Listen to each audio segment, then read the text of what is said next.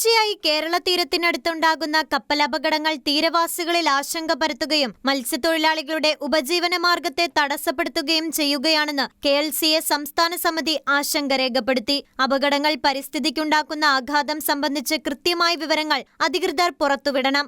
കേരളത്തിന്റെ അതിർത്തിക്കകത്തുള്ള തീരത്തുണ്ടാക്കിയിട്ടുള്ള പാരിസ്ഥിതിക പ്രശ്നങ്ങൾ കണക്കിലെടുത്ത് തന്നെ ക്രിമിനൽ കേസുകൾ ഉൾപ്പെടെയുള്ള നിയമ നടപടികൾ ഉണ്ടാകണം. P&I ഇൻഷുറൻസ് വ്യവസ്ഥകളിലൂടെ ഇത്തരത്തിലുണ്ടാകുന്ന നഷ്ടങ്ങൾക്ക് കൃത്യമായി നഷ്ടപരിഹാരം വിലയിരുത്തി തീരവാസികൾക്കും തൊഴിലാളികൾക്കും അവ ലഭ്യമാക്കണം. അതിനുള്ള നടപടികൾ ആരംഭിക്കാൻ സംസ്ഥാന സർക്കാരും കേന്ദ്ര സർക്കാരും തയ്യാറാകണമെന്നും KLCA സംസ്ഥാന നേതൃത്വം അഭിപ്രായപ്പെട്ടു. സമുദ്ര അപകടാന്വേഷണം നടത്തി പരിസ്ഥിതിക്കുണ്ടായിട്ടുള്ള ആഘാതം കൃത്യമായി റിപ്പോർട്ട് ചെയ്യണം. ആദ്യം നടന്ന കപ്പലപകടത്തിനും അത്തരം അന്വേഷണങ്ങൾ നടത്തുന്നതിന് അധികൃതർ തയ്യാറായിട്ടില്ല.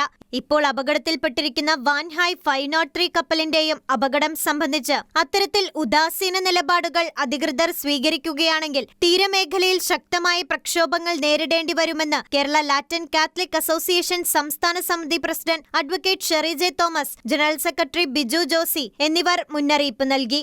ഷെക്കന ന്യൂസ്, കൊച്ചി.